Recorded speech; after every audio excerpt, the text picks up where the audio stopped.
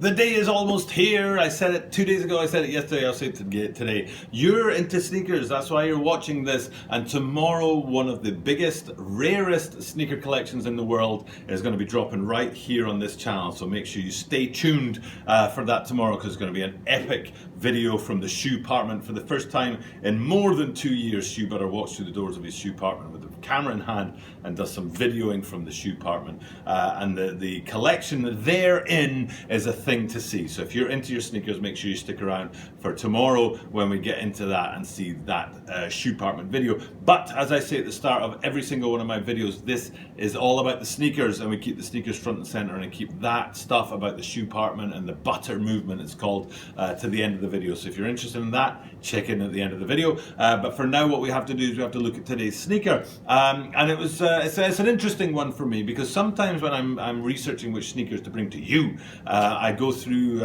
researching sneakers, which ones am I going to talk about, which ones am I going to look at, and this one I was kind of like, yeah, you know what, yeah, it's a Jordan, so I'd better actually pop it in the rotation. And then as I got to reading about it, I was like, wow, this is actually quite an important sneaker. This could very well be one of the most important Nike Air Jordan 10s to drop in recent memory. So I was surprised by the information and the detailing behind this guy, and interested in bringing that to you today. So without further ado, let's get into today's sneaker review, which is the upcoming release of the Nike Air Jordan 10 Seattle Supersonics.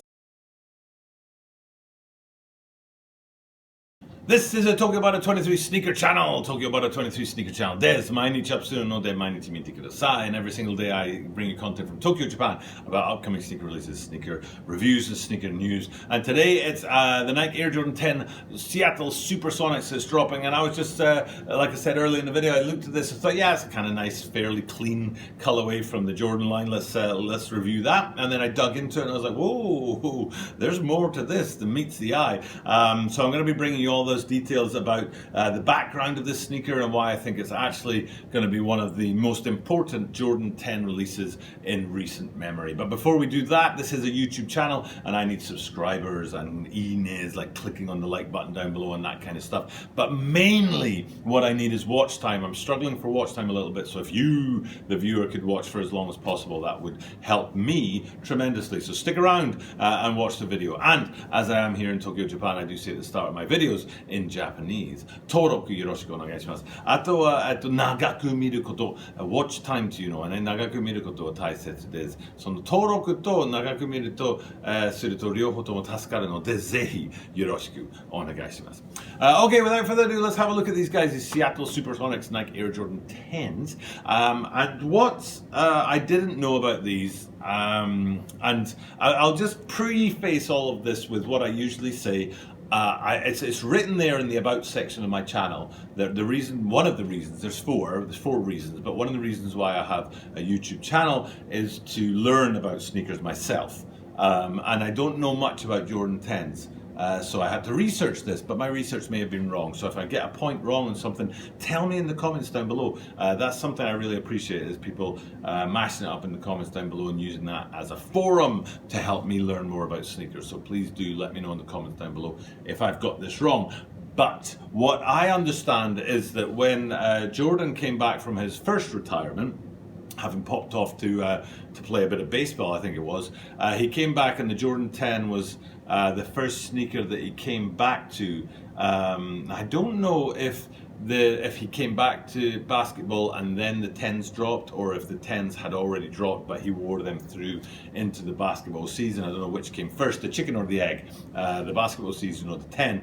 But I do know that this was the first Jordan around his return from retirement. And what apparently, and again, tell me if I'm wrong in the comments down below, but what apparently they did was they dropped 5 different colorways on the original release, which represented 5 different cities. Now, I don't know what the 5 different cities were. I do know that one of them was the Seattle Supersonics. I wonder if another one was the Chicago one, because he's a Bulls man. So if you know what the other 4 city colorways were, please let me know. But what I read about this particular colorway is it's the first time it's ever been retroed.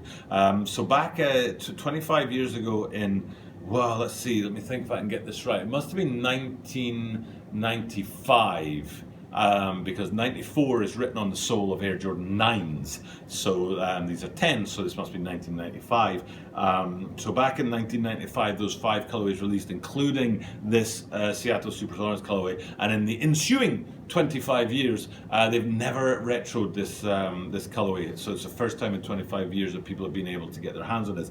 So those 2 points right there, I think, are going to make this an important sneaker and a big release for Nike over the next few months, and the Jordan brand over the next few months, because it's an original colorway, an OG colorway, which I think is always hot for sneakerheads out there, and it's not been retroed. If you think of the Bread 4s, which dropped earlier this year in spring, and I got myself 2 pairs actually. I was only planning to get 1, and they were my first ever pair of Jordans, and there's a reason for that down below. So in the in the description down below, there's a video called Why I Had Never Owned a Pair of Jordans, and there's reasons why I had never owned a pair of Jordans, but those Bread 4s were my first pair of Jordans, and just between you and me, I haven't worn them yet. I can't bring myself to do it. They sit there at home, and I know I need to wear them. I might move on one of the pairs, so I don't need 2 pairs, but the other pair I need to wear, but I need a reason to, you know what I mean? It's a special thing, your first Jordans, right?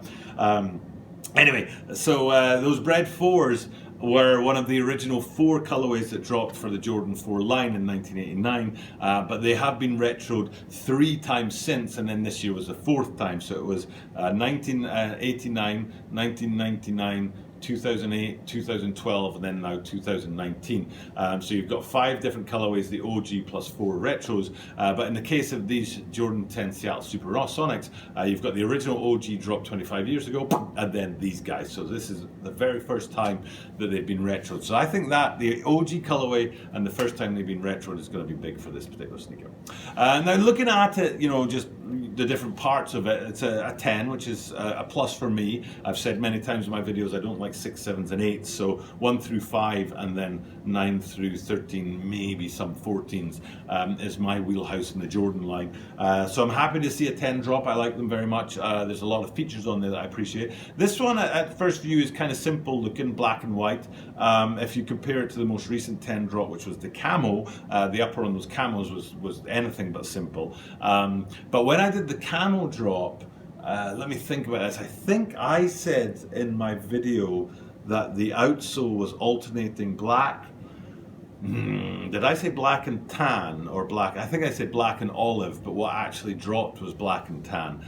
In the case of these guys, it's black and green, and a sort of popping green. But my concern is that what I saw, the promotional materials that I saw about the camos, and then what actually dropped was slightly different, especially in the outsole colouring.